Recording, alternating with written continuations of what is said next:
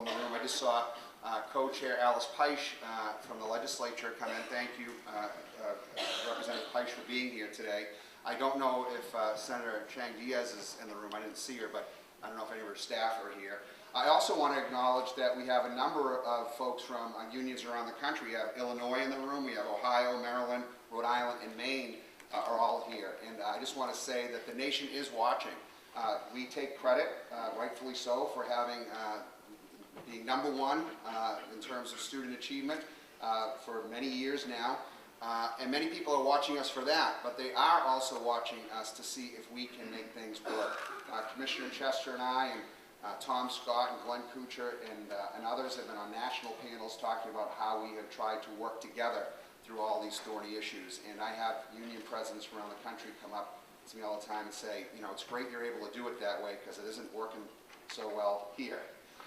With that, I'm going to ask Mary McDonald from Illinois, our good friend and our technology expert, to see if she can make this thing work. When they start saying technology expert, you should all be very afraid. There's actually a 10-minute more that we part 2 about collaboration, and we can talk later. We're not going to show that now. We want to give Joe time to talk and then you time to ask questions. And then maybe during lunch we can show the 10-minute video about collaboration. And with that, it's my pleasure to invite my friend and colleague, Joe Anderson, up here.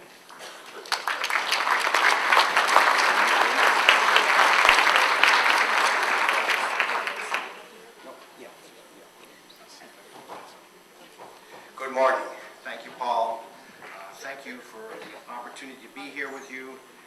Frankly, I think this is very exciting, coming together, teams, labor management, boards across the state to do this hard work. I want to pick up right from where Commissioner Mitchell Chester kind of laid out a challenge. I think where Dolan has framed that. Essentially, the commissioner said the real question from the outside world is, can the system do this from within? And I think Dolan sets up the structure and the systemic analysis to indicate what's happening. Pulling things state, federal, focus from the district much more on the school, trying to in some ways uncouple the school from the district, charters, whatever. And the fundamental question, kind of reframing of Mitchell Chester's question is, as Dolan puts it, what is the value add of the district, the local education agency, the partners that make up that district level leadership, board, superintendent, central office, teachers association, union. What value add do they bring? As Dolan mentioned just a little bit, too many places, and I think Commissioner Chester also referenced this, examples of Boston, Chicago. Lots of places we have, in fact, at the district level, things locked up in conflict. Okay? And I think you know from many of your constituents, the concern is, please let my schools go. Let my people go so they can do the work they want to do.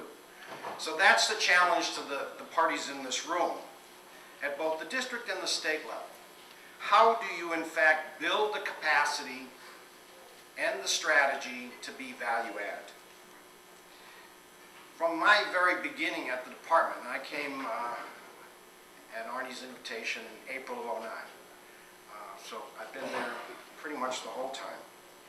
A continuing concern at our level and at every other level has been, where's the capacity to do this hard work?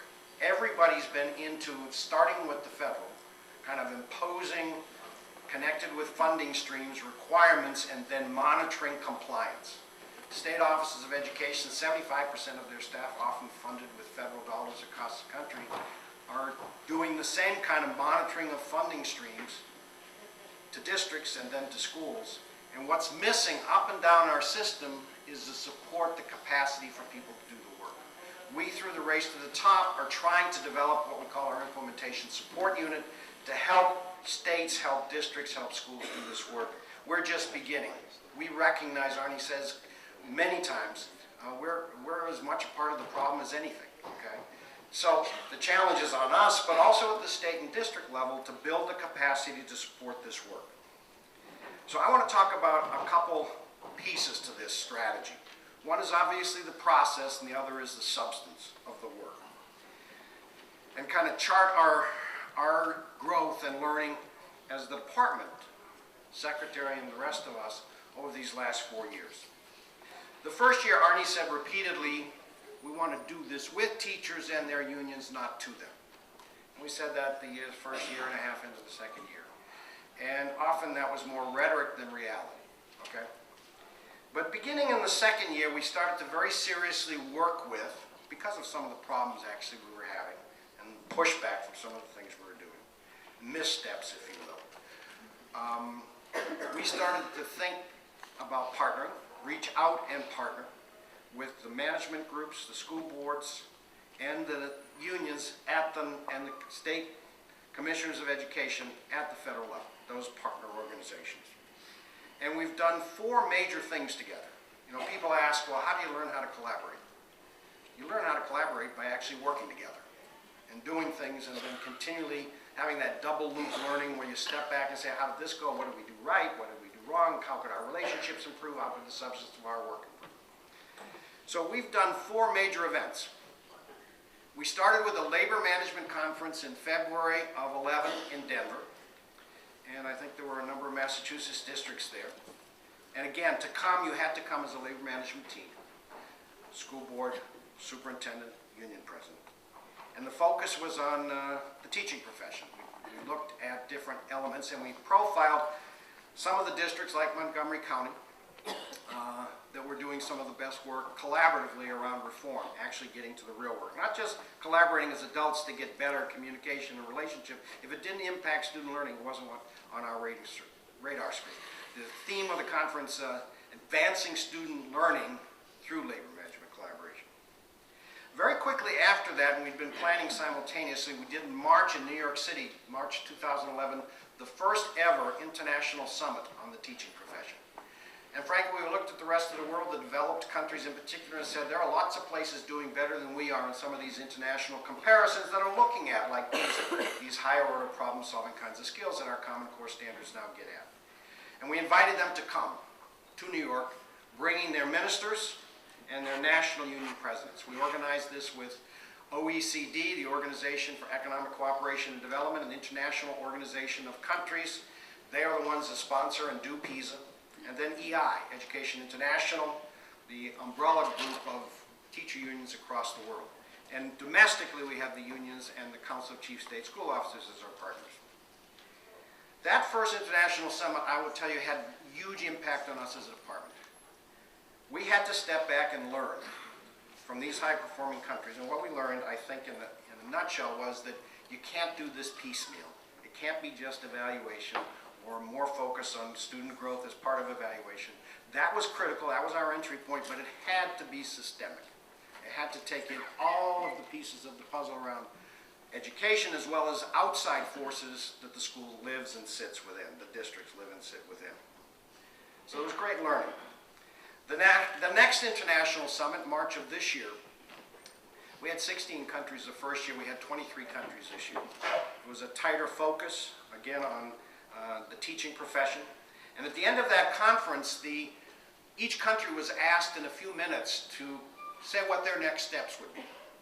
And Artie and Randy Weingarten from AFT and Dennis Van Rokel from NEA and Gene Wilhoit, the Executive Director of the Council of Chief State School Officers, Mitchell's State Superintendent Group, committed together to the rest of the world there that they would bring into our May Labor Management Conference, our second one in Cincinnati, a shared vision of what it would mean in this country to transform the teaching profession.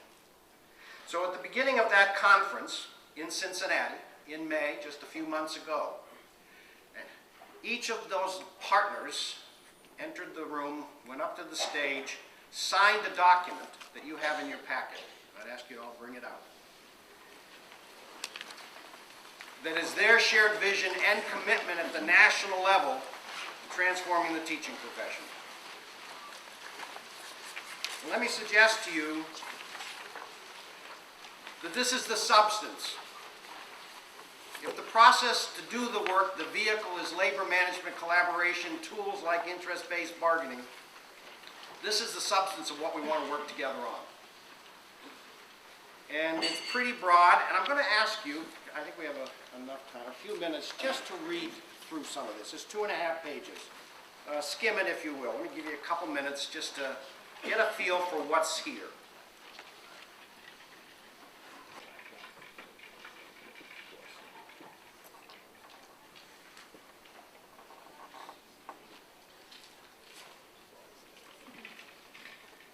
Okay.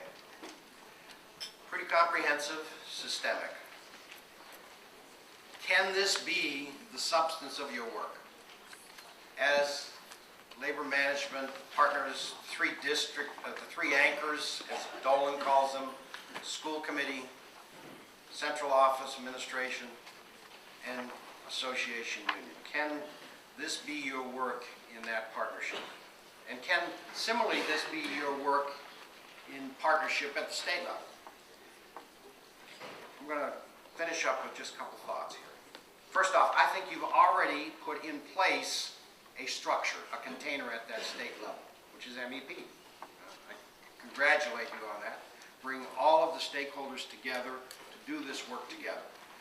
I would ask the question, could in fact the stakeholders at the state level sign on to this or some Massachusetts adapted version of this? Okay. So that you have a shared vision emanating from your state level as well as a structure to move it.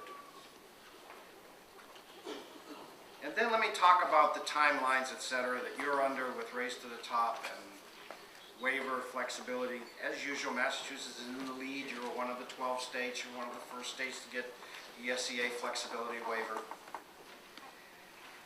There is a lot of pain and anxiety across the country, and I travel across the country. I do a lot of opportunities to meet and hear people. People at the breaking point. Teachers, administrators, kids, the system. It's because we're asking a lot in a very condensed frame of time, and it's causing pain, anxiety, overload, whatever. I would suggest to you that in my travels, the place that has this closest to right and can most easily negotiate, navigate these rough waters, these white waters, is Massachusetts. I think you've been particularly creative. This is my own view. We've approved all of these across the country, and they do them in very different ways. Valuation in particular. I think your framework is, in my personal view, absolutely one of the best, if not the best. Okay, it has more flexibility within it, more evidence that informs ultimately professional judgment, right? It's more trusting and empowering of the profession than you'll find a lot of other places where the outside world, not trusting the inside world, is more and more constraining how it's done, with what measures, when, etc. So I think you have a huge opportunity to once again lead on this.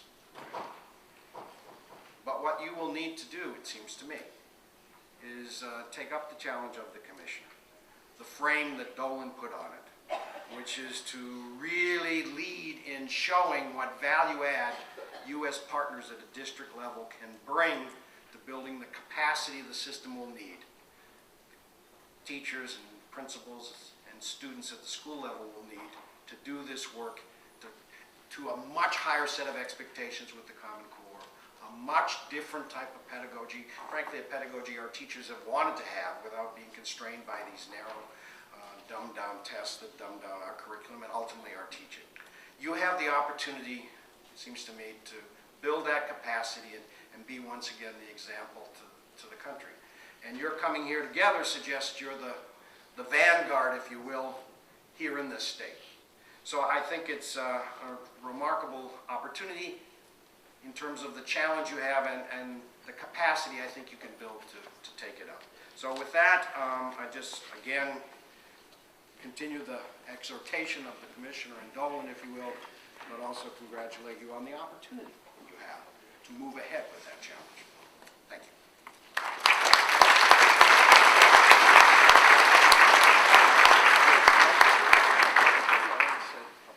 I'm going to push Joe to stay up there. We have about time for about 3 questions. We'll have opportunities for questions throughout the day, at the workshops, at the close, but please, if anyone And I'll has be here all day. And let's focus on state and federal level now, and then we'll drill down local throughout the day. Please, if anyone has any questions.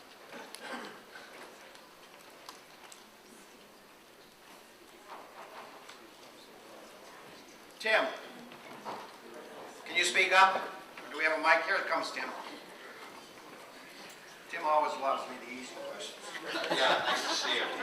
I accept the challenge that the Commissioner laid down, but I need to say this in this crowd. This goes beyond our scope of work. This is a societal problem. You may be living in a community where you don't have high poverty, high unemployment, where the fact that the Department of Family and Child Services is understaffed and can't do its job effectively doesn't affect the students in your school. But that's not the case in our gateway cities. We, as a group of citizens in this Commonwealth, have to lobby our mayors, our legislators, our representatives to get the services that our families need. Every child ought to have access to quality preschool. That is not the case. And the one question I have at the federal level is, can we get some relief from the rule of 9? There isn't an educator in my scope of talking to, and I've talked to a number of people, who thinks that if you remove 50% of the teachers in a school, that you aren't going to lose teachers that you need to turn around a school. The rule makes no sense whatsoever. How about giving us a waiver? Okay.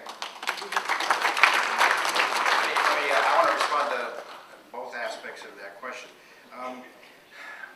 Any state that's getting a waiver, flexibility, that didn't win race to the top already has that waiver, okay? I mean, the rule of 9 is not in the ESEA flex. It's a set of principles as opposed to the 4 models.